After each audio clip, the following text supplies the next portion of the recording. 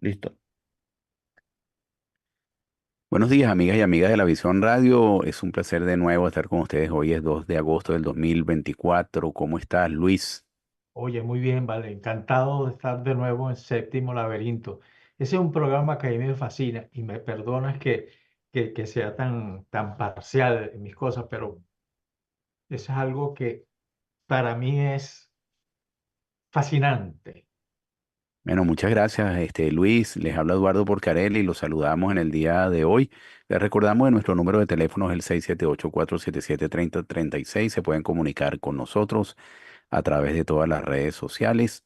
No las nombro porque son tantas que, bueno, ustedes saben cualquiera de ellas. Nos pueden ver en vivo en el canal de YouTube y en diferido en ese mismo canal de la Visión TV de YouTube o del Séptimo Laberinto. Hoy tenemos como invitado al doctor Enrique Ali González Ordosgoiti, con el que conversaremos sobre un tema súper interesante, ciencia y religión. El doctor Enrique González es sociólogo de la Universidad Central de Venezuela, también tiene estudio en el Instituto de Teología para Religiosos en la Universidad Pontificia Salesiana de Roma y también estudios avanzados en teología en la Universidad Católica Andrés Bello, relaciones comparadas, etcétera. De manera de que la persona más adecuada para hablarnos en un tema como este, por tener estudios en religión y estudios científicos en el campo de la sociología, es Enrique. Bienvenido, Enrique, al Séptimo Laberinto. Un placer tenerte aquí de nuevo. Bueno, muchísimas gracias nuevamente a ti, Eduardo, y a Luis por esta invitación que, bueno, estaba pendiente desde hace algún tiempo porque es sobre una investigación que vengo realizando desde hace bastante tiempo acerca de la relación ciencia y religión. Entonces, bueno, muchísimas gracias por invitarme a este programa que estoy de acuerdo con lo que decía Luis, que es un programa que abre horizontes, abre escenarios. No le tiene miedo al horizonte y Absolutamente. sabiendo que el horizonte es inalcanzable. Eso es muy bueno. Muchas gracias, Enrique. Este es uno de mis temas favoritos, ciencia y religión. Y no soy yo el que lo digo, lo han dicho muchos estudiosos sobre el tema. La ciencia, sin alguna concepción religiosa, pudiera tener algunos problemas en algunos campos para avanzar, no en todos, en algunos campos para avanzar. Y lo contrario también, la religión sin en algunos casos algún fundamento científico en alguno de los temas que pueden tratarse, también tiene dificultad para convencer. De manera de que ciencia y religión se necesitan ambas una a la otra como disciplina. De todos es conocido la condena que sufrió un científico, Galileo, en su momento, por haber considerado de que la Tierra no necesariamente era el astro más importante del mundo, que giraba alrededor del Sol, etcétera. Y pasaron muchísimos años hasta que el Papa Juan Pablo II decidió suspender esa condena que había pesado sobre él por hereje, de la cual se retractó en su momento, dicen que a duras penas, ¿no? Nunca fue una separación de esas creencias por convicción, sino por obligación. Entonces, en el día de hoy, habiendo avanzado tanto el campo científico y también avanzado tanto los estudios religiosos en diversas religiones, ¿cómo se concilia esa búsqueda científica de respuestas con las creencias religiosas? Yo tengo aquí en mi biblioteca algunos libros sobre ciencia, sobre todo en el campo de la astrofísica, que son escritos por ateos, pero también otros en el campo de la astrofísica que son escritos por creyentes. Y la visión que uno encuentra en ambos es completamente distinta, pero no dejan de ser interesantes. Entonces, ¿cómo conciliamos esto, Enrique? Bueno, muchas gracias. Yo quisiera comenzar para ser más riguroso desde el punto de vista científico, por tratar de establecer algunos puntos acerca de la epistemología de los saberes científicos y de los saberes religiosos. Es decir, el cómo se conoce, cuánto se puede conocer con algunos de estos saberes. Y por eso quisiera comenzar por señalar desde mi punto de partida que existen 5 tipos de saberes, que son cada uno independientes, que no pueden reducirse a otro, ni pueden solaparse en otro. ¿Cuáles son esos 5 tipos de saberes? Hay un saber para el cual se usa la razón que demuestra. Ese saber ha dado origen a lo que hoy se conoce como filosofía. ¿Sí? ¿Qué es la filosofía? El saber por la razón que demuestra. Hay otro que es el saber por la razón que comprueba. Eso es el concepto de ciencia aristotélica, porque luego la ciencia tiene una historia larga desde hace más de 2000 años para acá. Entonces, a veces se confunde el concepto de ciencia con ciencia experimental. La ciencia experimental es una variedad de la ciencia, pero no la ciencia por antonomasia. Entonces, aquí tendríamos la filosofía, la ciencia.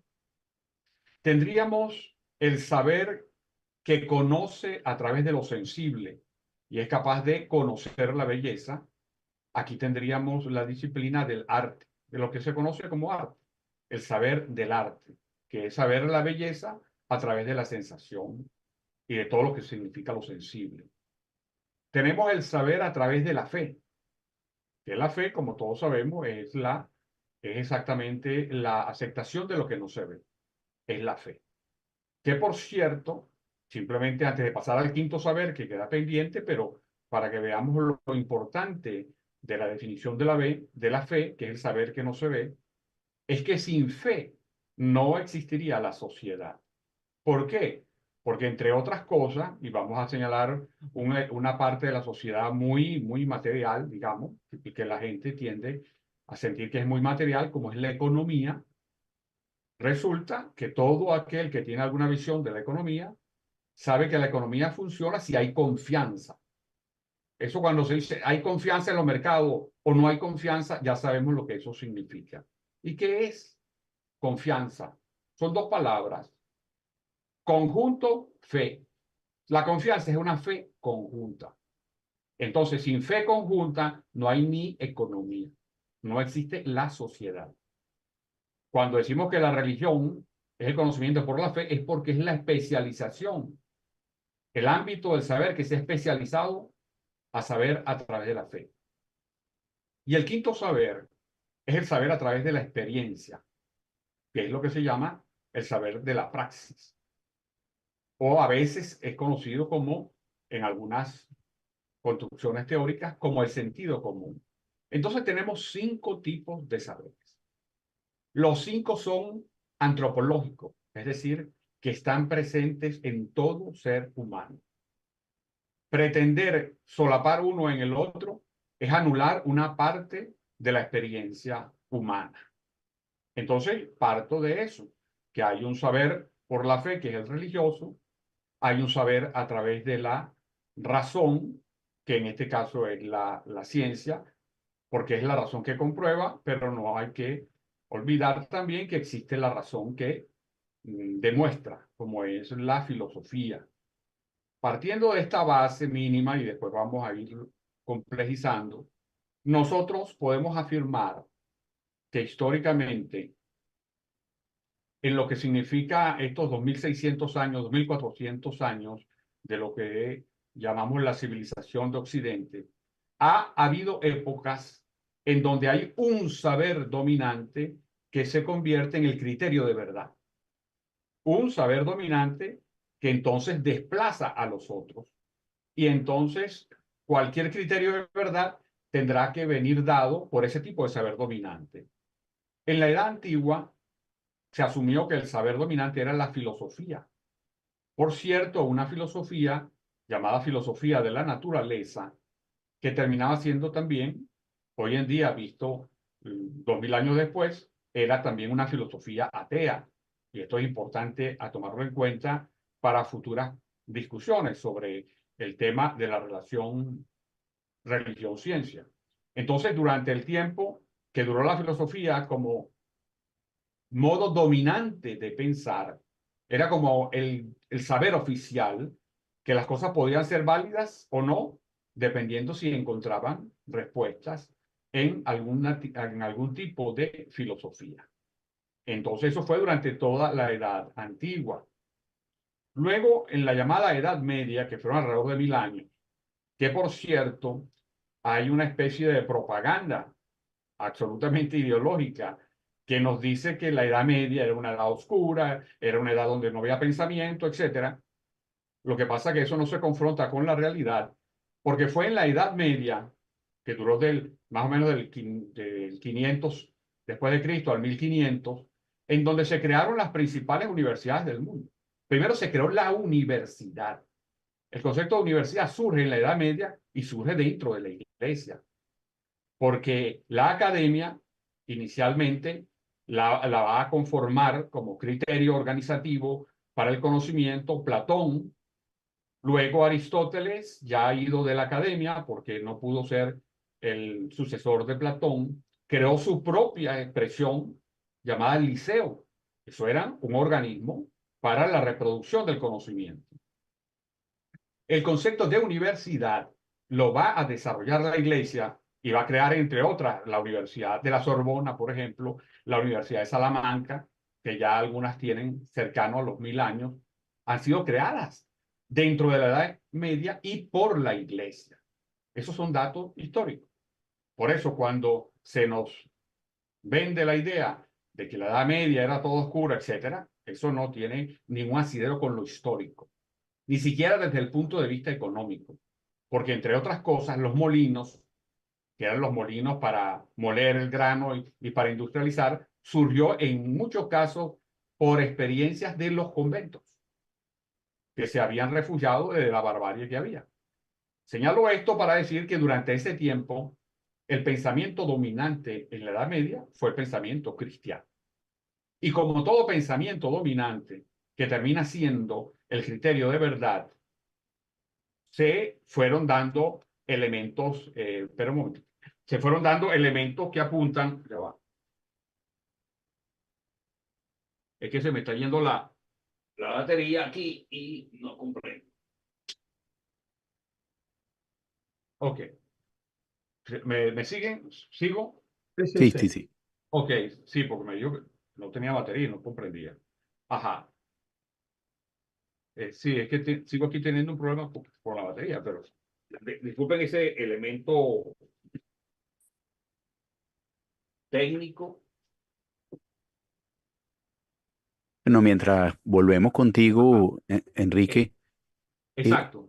sí, a mí me gustaría también que nos comentes sobre todo este tema de las distintas visiones que hay sobre la ciencia y la religión desde el punto de vista del positivismo lógico, del existencialismo y también de la teología de la liberación y la ecoteología, que también proponen diálogos interdisciplinarios, integrando la justicia social y preservando el medio ambiente, este tipo de cosas. Pero el gran tema que también quiero que nos los comentes después que termines la exposición de lo que nos estabas diciendo, es los dos grandes hitos que en ciencia pulsan de una manera muy fuerte el tema religioso. Uno es el origen del universo y el Big Bang, y el otro es la teoría de la evolución, que si hay un tema, sobre todo en los colegios en Estados Unidos, que pulsa estas relaciones o divergencias entre la ciencia y la religión, es el tema de la teoría de la evolución de Darwin. Por supuesto que los fundamentalistas religiosos quieren que se elimine completamente de lo que es el currículum de clase, y por supuesto los científicos piensan lo contrario, ¿no? Quiero que nos hables también de estos temas cuando termines de comentarnos lo que nos venías diciendo. Perfecto, pero quiero pedirles un permiso un momentico porque la batería me está fallando y quiero enchufarla a ver qué es lo que pasa para que no se vaya a interrumpir. Perfecto. Sí, Si me voy un ve, momentico. mientras Total. tú vas haciendo eso, toma el tiempo, yo voy comentando sobre los antecedentes históricos de esta tensión entre ciencia y religión, mientras tú vas haciendo lo de la batería. Y bueno, desde la antigua Grecia hasta la actualidad, he sabido que han habido conflictos entre la ciencia y las creencias religiosas.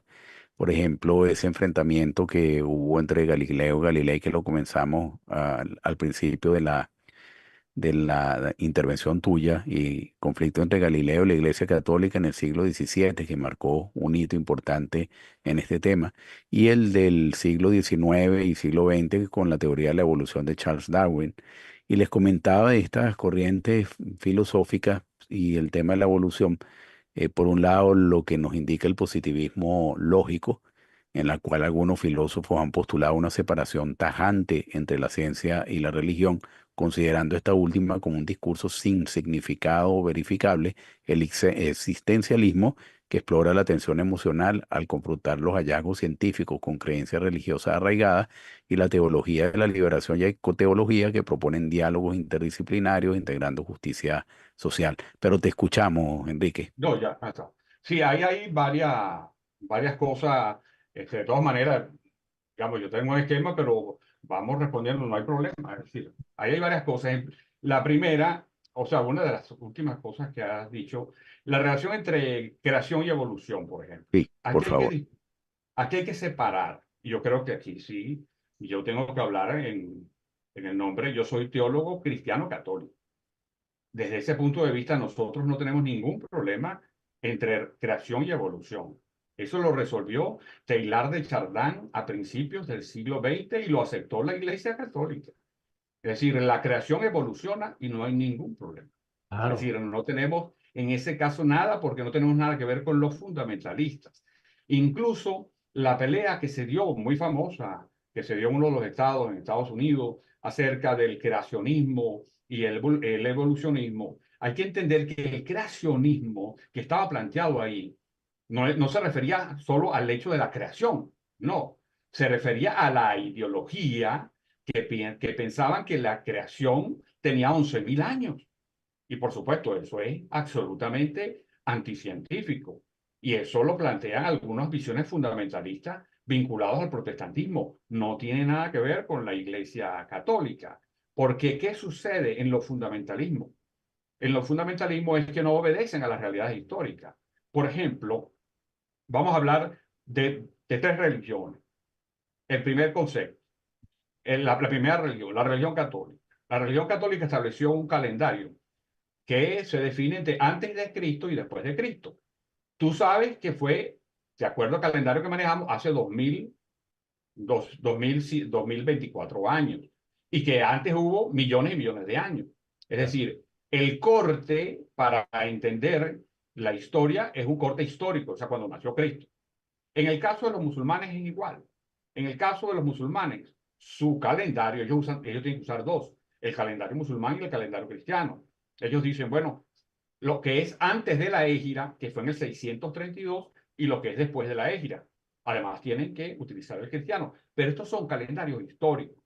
Si tú ves el calendario judío dice, estaban celebrando en su calendario su año nuevo, creo que son 5.700 algo años, algo así más o menos. Y cuando tú le dices, bueno, ¿cuál es el punto cero? ¿De dónde se inicia 5.700 años? Bueno, en la creación de Adán. Por supuesto, la creación de Adán como creación del hombre no fue hace 5.700 años, porque los fósiles encontrados pueden tener 6, 7, 8 millones, dependiendo la teoría que aceptemos, y mínimo 5,2 millones de años. Esas son visiones no históricas. Esas son visiones que proponen en el hecho de la creación una fecha que colide con la fecha del universo, como es la fecha del Big Bang, por ejemplo, que fue hace 13.800 millones de años. Entonces, esas visiones para nosotros están muy resueltas. Y de paso hay que decir que quien creó la teoría del Big Bang fue un físico, como no, pero era un Sí, sacerdote belga que además luego va a ser presidente de la Academia Pontificia de Ciencia. Entonces, eso, digamos, no atañe ese atraso, esa visión fundamentalista a lo que son las posiciones de la Iglesia Católica. Luego de soslayo, cuando tú señalas sobre la teología de la liberación, hoy en día afortunadamente de capa caída, porque eso fue una mezcla, no para de lo que pudiéramos decir la defensa de los pobres, etcétera, porque no hay nada más radical en cuanto al amor a la gente y el amor a los pobres, que cuando Cristo dice, yo vine a traer un nuevo mandamiento, no a derogar los anteriores, sino a agregar uno más, querer al prójimo como a ti mismo. No hay nada más radical que eso. Cuando tú quieres al prójimo como a ti mismo, esa es la radicalidad.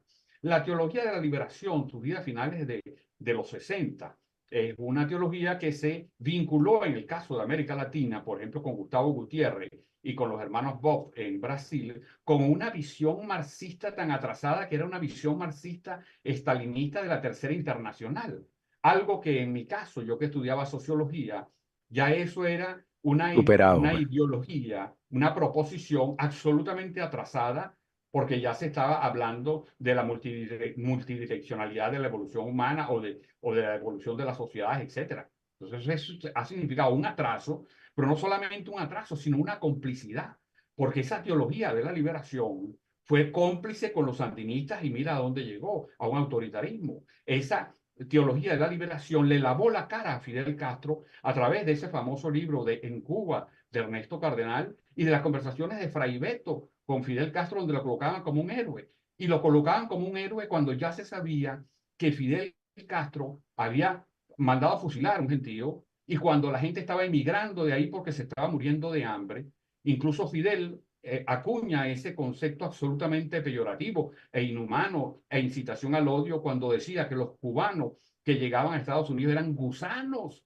Y la izquierda hizo suya esa afirmación y la teología de la liberación hizo suya esa afirmación. Y no hay que olvidar que esa teología de la liberación estuvo en la creación del ELN con el sacerdote Camilo Torre, el ELN, que es una de las agresiones más grandes que está sufriendo y todavía sufre Colombia, que se han convertido en una guerrilla al servicio del narcotráfico y que tiene incidencia también en Venezuela, han sido apoyadas por la teología de Ahora, la liberación. Enrique, Entonces, una disculpa para no perder el tono de esta reflexión. En el caso porque cuando uno dice ciencia y religión, prácticamente la ciencia es una. La ciencia es aquella que usa el método científico y todo el procedimiento científico para llegar a una comprobación, pero cuando uno menciona la palabra religión, pues allí encontramos todas las religiones del mundo y dentro de cada religión distintas visiones. Entonces, el tema se nos hace prácticamente infinito, pero si nosotros tratamos de centrarlo en lo que es la religión católica, me pregunto si al día de hoy, de acuerdo a tu conocimiento, la mayoría de los católicos y de la estructura católica está centrada en la aceptación cada vez mayor de la ciencia. Por lo menos yo he visto con muchísima complacencia cómo el Observatorio del Vaticano tuvo entre sus filas como director a José Gabriel Funes, argentino, director del Observatorio del Vaticano, un hombre con una inteligencia, con un conocimiento y con una apertura prodigiosa para hablar de estos temas de ciencia y religión. Pero sucede lo mismo en toda la estructura católica hoy en día, esa apertura a la religión. Y te pregunto si es posible que nos lo respondas en otras religiones, cómo tú percibes que se están dando estas vinculaciones. Sí. bueno, Perdón, mira, ya hay... Enrique, antes de que Ajá. nos respondas, vamos a una pausa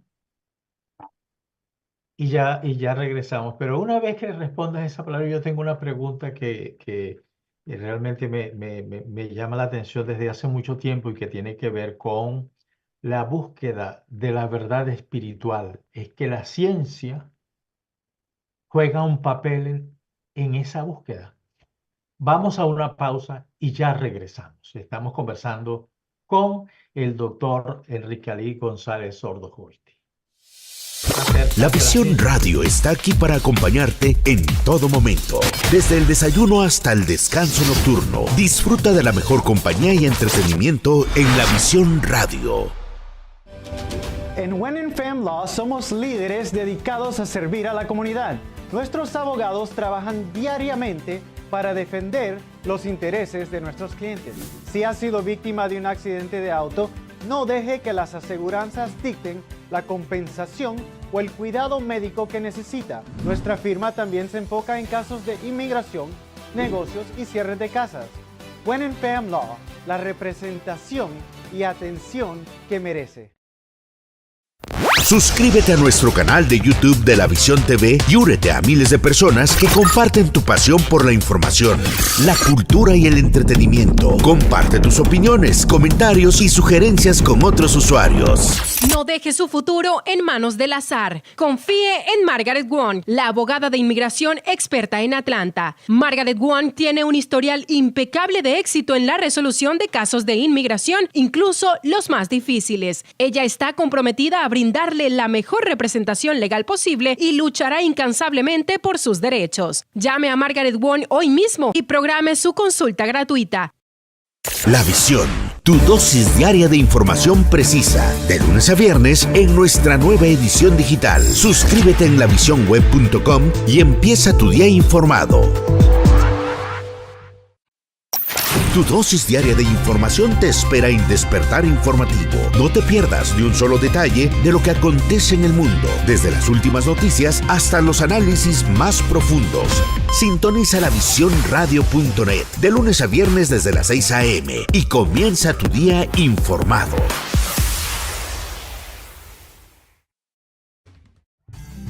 Estamos de vuelta en lavisionradio.net. Mantente conectado en Facebook, Twitter, Instagram como La Visión ATL y en nuestro canal de YouTube como La Visión TV.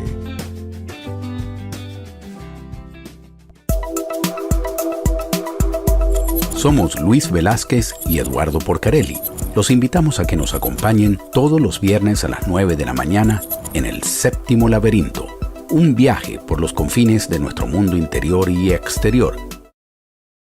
Por eso, en Séptimo Laberinto estamos conversando con el doctor Enrique Ali González Ordoscoiti acerca de la ciencia y la religión. Enrique, Eduardo te ha dejado unas inquietudes fascinantes de Alberto.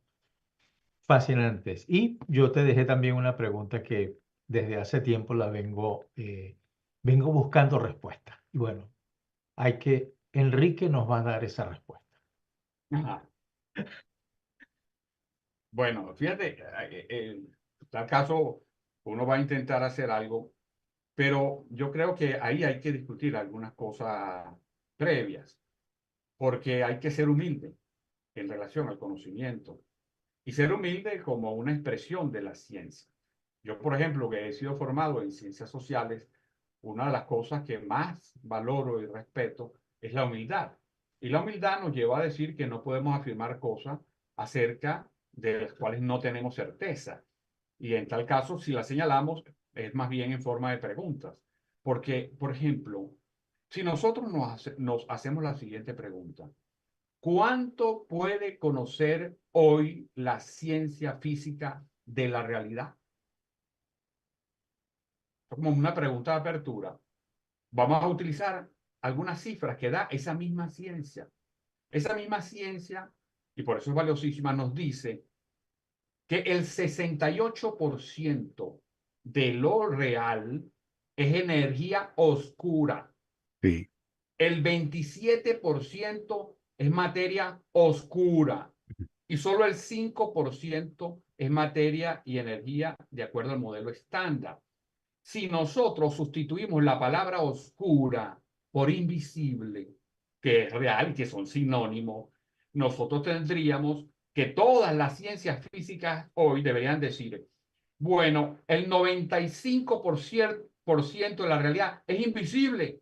Vamos a hablar del 5% que es visible y es enorme. Ajá, ok. ¿De qué vamos a hablar entonces? Bueno, hay que ser muchísimo más prudente, porque aquí es importantísimo. Cuando se habla del método científico, también hay que introducir el término de lo visible y de lo invisible, porque hay personas que todavía viven mentalmente en el siglo XIX que dicen, yo solo creo en lo que veo.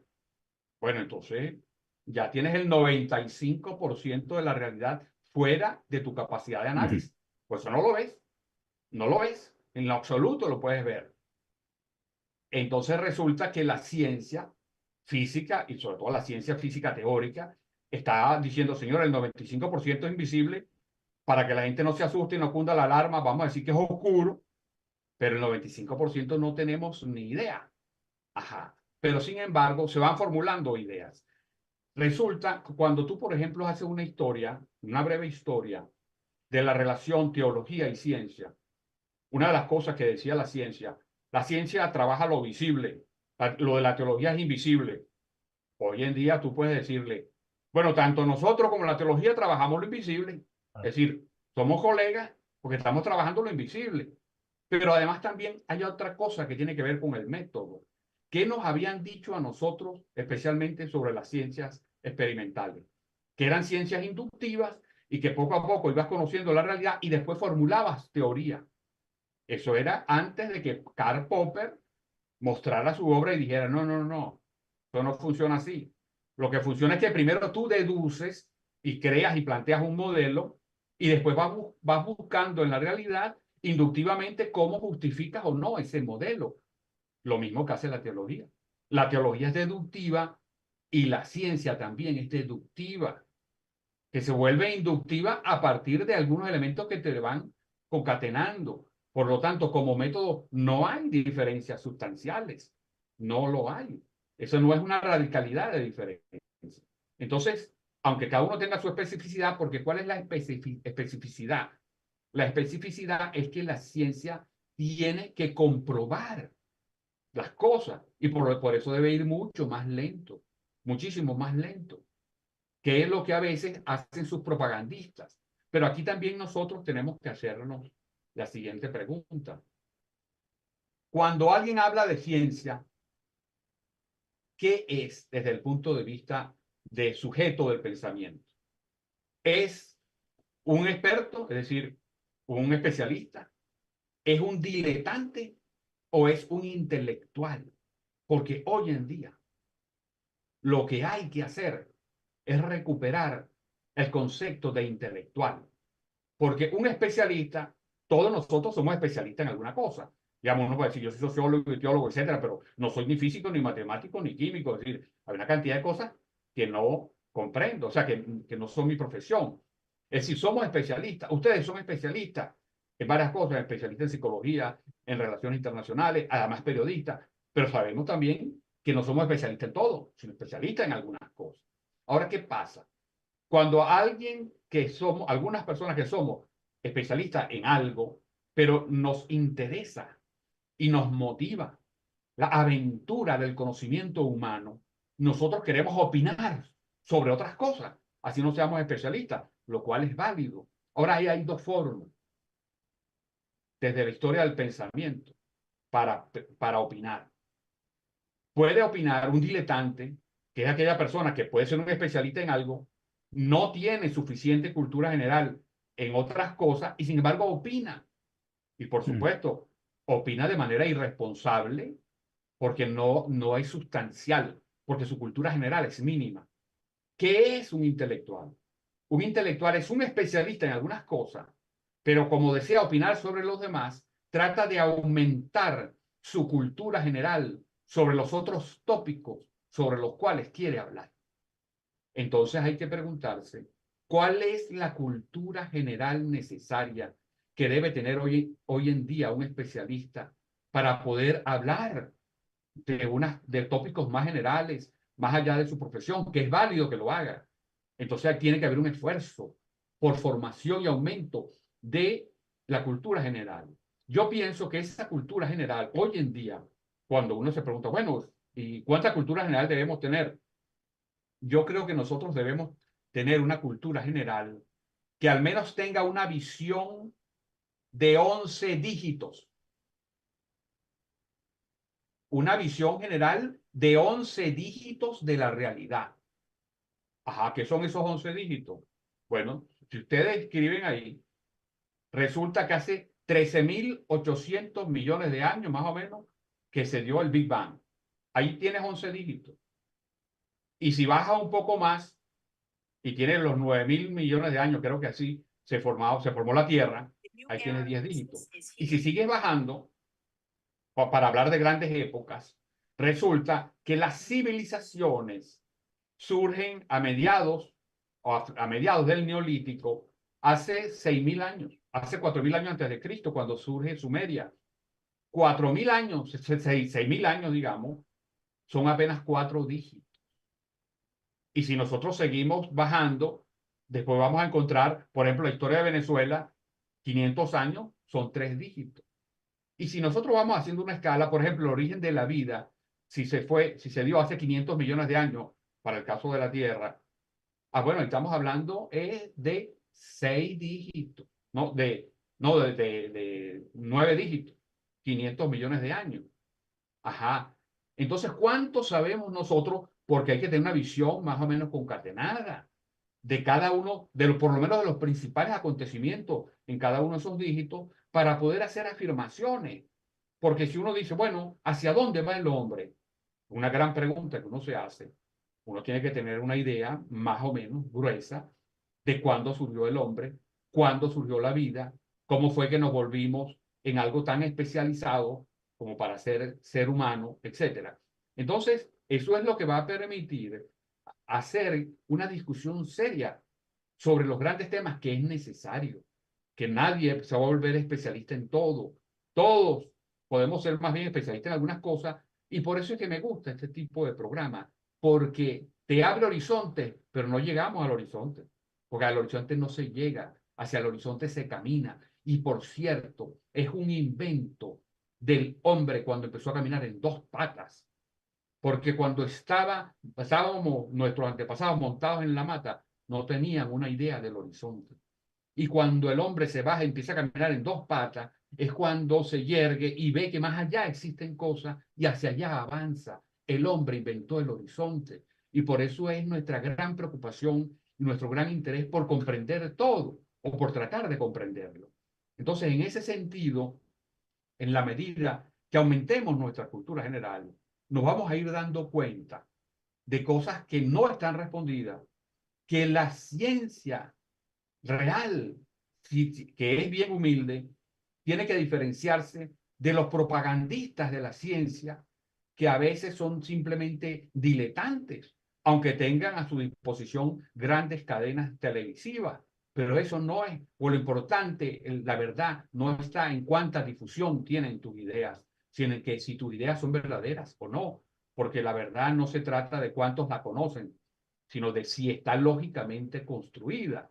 Entonces, desde ese punto de vista, por ejemplo, se abre un conjunto de cosas sobre el Big Bang. El Big Bang. El Big Bang significa que hay un principio, Pero los griegos, cuando comenzaron su filosofía, tanto la específicamente llamada filosofía de la naturaleza, como incluso después la filosofía de Platón, toda ella se da en una representación del mundo en que lo único que existe es lo inmanente, no existe lo trascendente. Y por eso es que los dioses griegos se dan dentro de lo inmanente, y por eso es que Zeus se enamora de la luna o se enamora de la princesa europea y la rapta.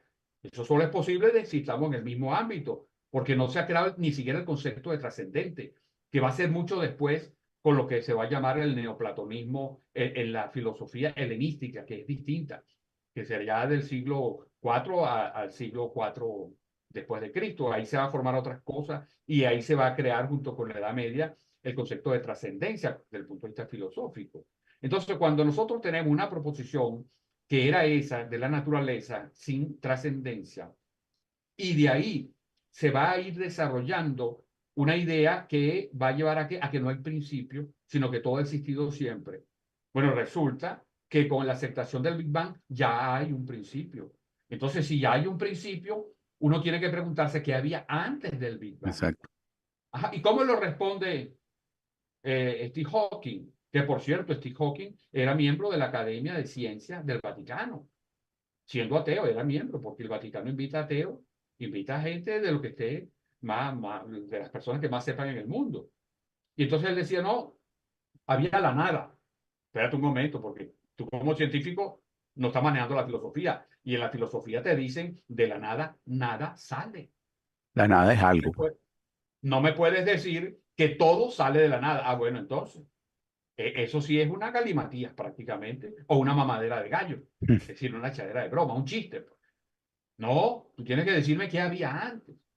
Pero resulta que entonces, cuando estás hablando del Big Bang ya como principio, tú tienes que preguntarte si hay un principio, ¿qué había antes? Claro. Ya no tienes la seguridad que te habían dado los griegos de que lo único que había existido era la naturaleza. Por eso es que, por ejemplo, hay que distinguir cuando un saber produce teoría, produce doctrina o produce ideología. Incluso ideología tal como la define el Papa y tal como se define en ciencias sociales, falsa conciencia.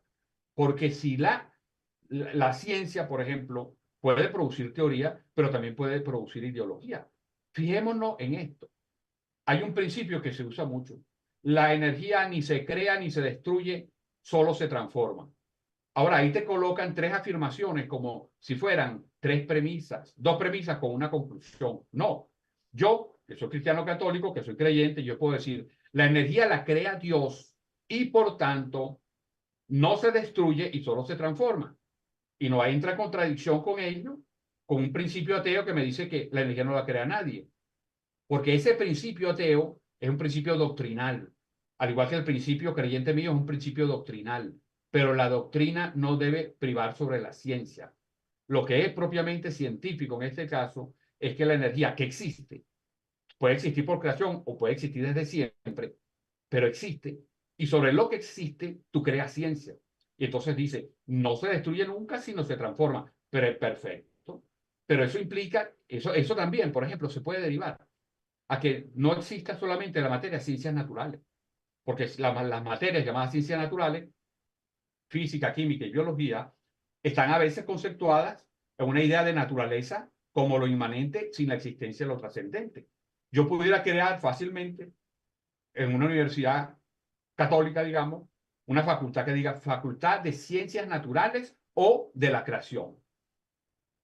Igualito estudiaríamos física, biología, química y matemática basados en el hecho científico, pero no que a priori ya tú me digas, me impongas una visión atea, así como yo a priori no te la impongo de la creación, pero te digo las dos. Ahora por eso es que en esa discusión que señalaba en Estados Unidos, había que ver que entre esa discusión entre los creacionistas y los evolucionistas, dentro de los evolucionistas habían fundamentalmente ateos y católicos, porque no se estaba refutando la idea de la creación, sino se estaba refutando la ideología creacionista que decía que el mundo se había creado hace 11.000 años. Entonces, esas particularidades son importantes porque aclaran cómo en el caso de la Iglesia Católica dialoga permanentemente con la ciencia sin ningún complejo, porque la razón bien entendida y bien exigente va a justificar la fe. Y eso es parte del compromiso, no solamente del compromiso nuestro, sino de la premisa que lo abrimos a la discusión.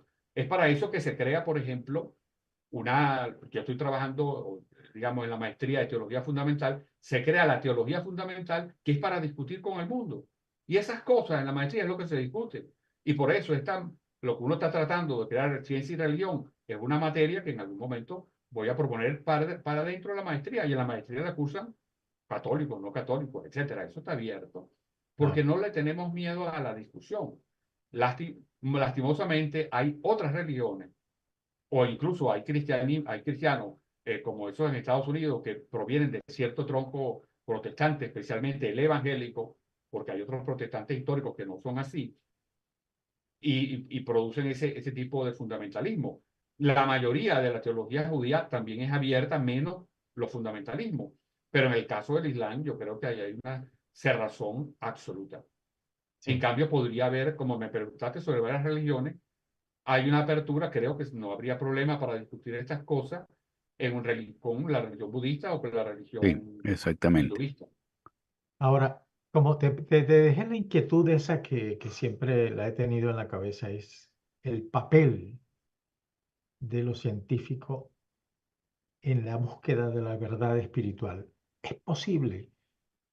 Bueno, ahí te doy un dato. Alrededor del 40% de los premios Nobel en física, en biología, en ciencias de esas, son creyentes. Son católicos, judíos, de distintos grupos protestantes y ortodoxos, etcétera. Creo que hay algunos musulmanes también. O sea, el 40%. Estamos hablando de una cifra grande, en los cuales ellos no tienen problema en cómo vinculan la idea de de Dios y la idea de la ciencia, porque no son antagónicos, no son, no son. Eso no hay ninguna contradicción cuando la ciencia se utiliza como productora de teoría, no productora de ideología, que es otra cosa, que es otra cosa. Porque imagínense lo valioso que sería, lo que ayudaría a las personas, a todo el público, que un científico dijera, bueno, yo quiero hablar sobre la realidad. Como por ejemplo, y ahí lo recomiendo mucho porque es muy buen canal, el del Instituto de Física Teórica de Madrid, que el físico que viene a hablar, lo primero que dice es, mira, solo el 5% obedece el modelo estándar.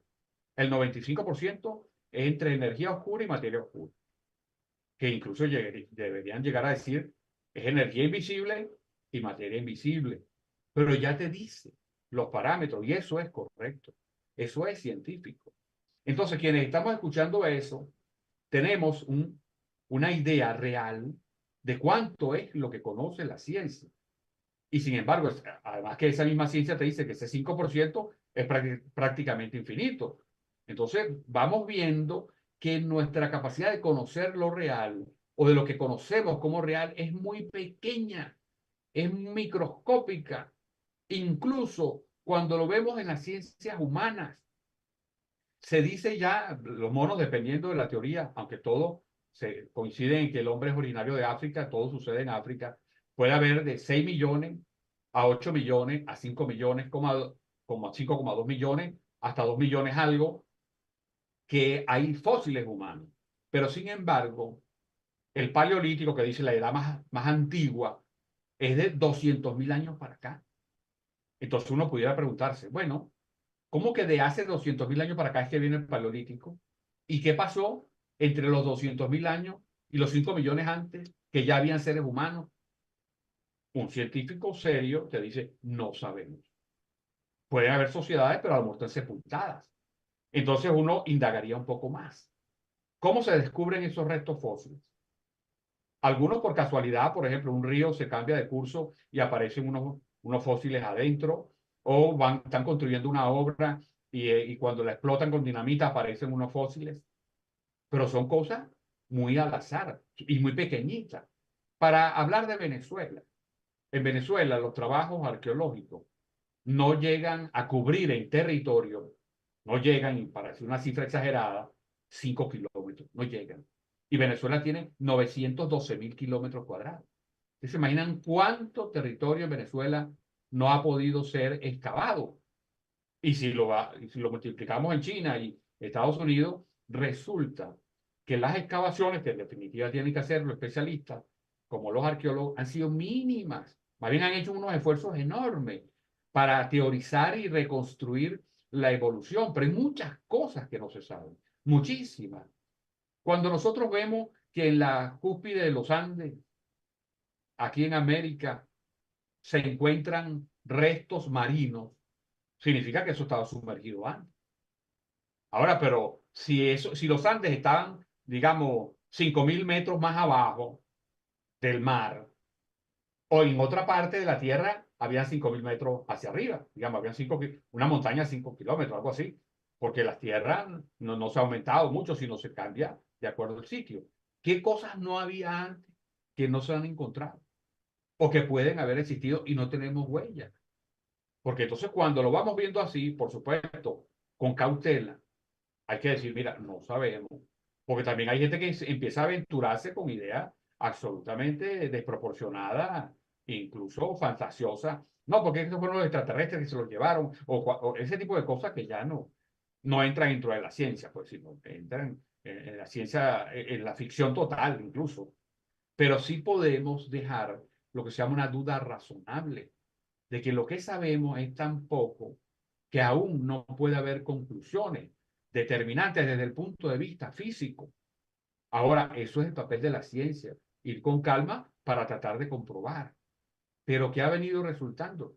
La religión tiene un pensamiento más antiguo, porque la ciencia es de Aristóteles para acá, hace 2.400 años.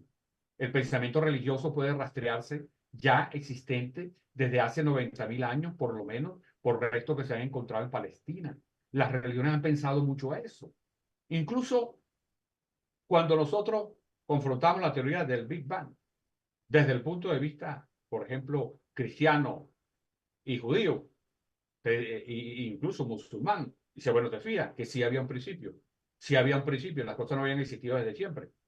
Ya tú puedes decir, bueno, que hay una teoría, y cuando lo abordamos más desde el punto de vista de la teología cristiano-católica, tú dices, bueno, mira, Dios creó el mundo, o sea, Dios hizo la creación y son dos polos que existen, dos polos, que ya no se van a devolver. Entonces, aquí tenemos una sola creación y un solo momento de creación y la creación.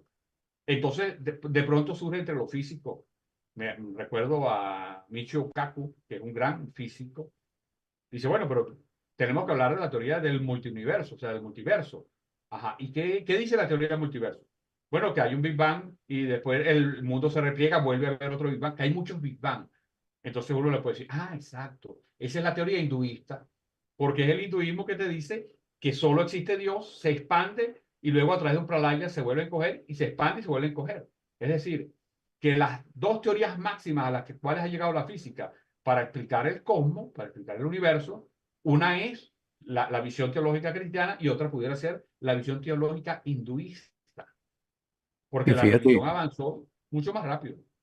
Enrique, ahí, bueno, ya nos queda muy poco tiempo y quisiera preguntarte algo sobre el diseño inteligente en la naturaleza, pero a la vez recomendar un libro, a mí me gustó mucho en este tema del diálogo entre ciencia y religión, que es El infinito en la palma de la mano, que es un libro escrito en diálogo entre Mathieu Ricard, el hijo de Jean-François Revel, monje budista, y el científico astrofísico vietnamita Tin Xuan Tuan, sobre estos diálogos entre ciencia y religión. Es magnífico, espectacular ese libro, pero sí noto lo que me quedó claro de ese libro, que pareciera que hay algunas religiones que sí pudieran tener más puntos en común con la ciencia que otras. Por ejemplo, en el budismo se encuentran muchos puntos en común entre algunas explicaciones del funcionamiento del universo y la cuántica, por ejemplo.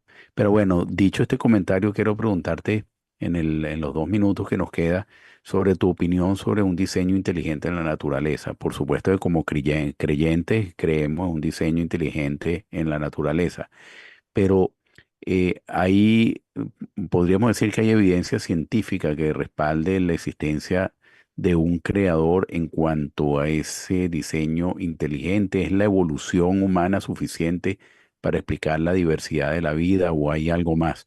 Aprovecho también y recomiendo otro libro maravilloso en estos temas que se llama Geometría Sagrada, donde prácticamente se hace un estudio de las medidas que hay en todos los elementos de la naturaleza matemáticamente perfecta, lo cual si uno lo coloca en el mundo de las probabilidades, del azar, pareciera que ese ticket ganador para que haya una perfección en el diseño de la vida y el funcionamiento de la humanidad no tendría otra explicación sino a través de un diseño inteligente. Pero ¿qué opinas tú al respecto? Bueno, ahí, claro, sumamente interesante para unos 2 minutos es casi imposible, pero sí quisiera señalar quizás algunas cosas. Lo primero es la ley de la causalidad. La ciencia se basó durante muchísimo tiempo en que todo tiene una causa y un efecto. Entonces, resulta preocupante cuando la ciencia, que dice que toda causa tiene un efecto, empieza a decir en muchas otras situaciones, no, eso fue al azar, eso fue al azar, eso es casualidad. Un momentico, si es casualidad y no hay ciencia. O sea, la ciencia no puede renunciar a la ley de causa y efecto. El Si Dios no juega los renuncia, dados de Einstein. exacto, si tú renuncias a la ley de causa y efecto, ya deja de ser ciencia. Entonces, cuando, por ejemplo, tú revisas, cuando te dicen cuál era la posibilidad de existencia de la vida en el planeta Tierra, cuál era esa posibilidad. Y entonces los científicos hacen una lista de por lo menos 120 situaciones en donde si se hubiese variado 1 milímetro de milímetro de milímetro, porque aquí no es que es 1 milímetro real, sino te dicen 0,1301 la rotación de la Tierra. Y en otros te dicen, si se hubiera variado 0,2002 la inclinación de la Tierra, Así te señalan como 130 elementos. Te dicen no hubiese existido vida. Y resulta que esas 130 cosas tan difíciles de darse se dan. Entonces un científico dice, no, eso es casualidad. A ver, pero un momentico. Eso no es una explicación aceptable, digamos, racional. Que tú te estoy hablando de 130 cosas, que si hubiese variado un poquito no existiera la vida. Entonces me dice, no, eso es pura casualidad. Yo digo, bueno, si esa es tu explicación, yo te digo, eso no es casualidad. Eso obedece a una inteligencia suprema. Entonces, por lo menos lo mío tiene una consistencia, porque es que no es posible señalar casualidad cuando en definitiva no hay nada casual. Incluso cuando algunos dicen que la física cuántica, bueno, que ha generado, entre otras cosas, apoyado mucho lo que es el principio de incertidumbre, porque la física cuántica te dice el observador modifica la realidad. Y eso para los físicos ha sido algo impresionante como descubrimiento. Entonces yo digo, pero ven acá, si los sociólogos ya con Durkheim a finales del 19 y principios del 20 ya sabíamos que no existe la posibilidad de una ciencia separada del sujeto del objeto en ciencias sociales. Bueno, eso lo acaban de descubrir los cuánticos, los físicos cuánticos ahora, y consideran que, bueno, ahora cambió todo. No, pero para un científico social eso ha cambiado siempre, porque hay una relación sujeto-objeto, que se modifican ambos. Eso es lo mismo que acaban de descubrir los cuánticos. Ahora, entonces, eso no significa que ahora las cosas son casuales, no, sino que tienen tantas múltiples causas que no las puedes convertir en causas universales, que eso es otra cosa. Porque el hecho de no conocer las causas no te da pie para decir que es el azar. No, lo que deberías es reconocer que son tan múltiples las causas que entonces precisamente ahí tienes que acudir al auxilio de las matemáticas, porque tienes que aplicar la ley de probabilidad y no Bueno, simplemente decir que es al azar. lamentablemente, Enrique, nos alcanzó el tiempo, pero este es un tema muy interesante que da pie para conversaciones muy extensas y te agradecemos mucho que nos haya dedicado tu tiempo en el día de hoy para tratar de no dilucidar, sino de habernos generado más dudas de las que Qué bueno, teníamos. Y ese es el objeto básico de esto, generar dudas. claro. Quiero hacer un comentario final, más que un comentario, es dejarle a Enrique para la próxima conversación que vamos a tener una pregunta. ¿Cómo aborda los científicos el tema de los milagros? Muchas gracias por estar con nosotros. Muchas gracias, Enrique. Y bueno, Un honor. Gracias a ustedes por la invitación, muy buena. los Estas esperamos. conversaciones son... Muchas gracias. Los esperamos entonces la próxima semana. Gracias, Anthony. Gracias a todos y nos vemos la próxima semana. Gracias, Enrique. Seguiremos conversando. Un abrazo. Gracias a ustedes.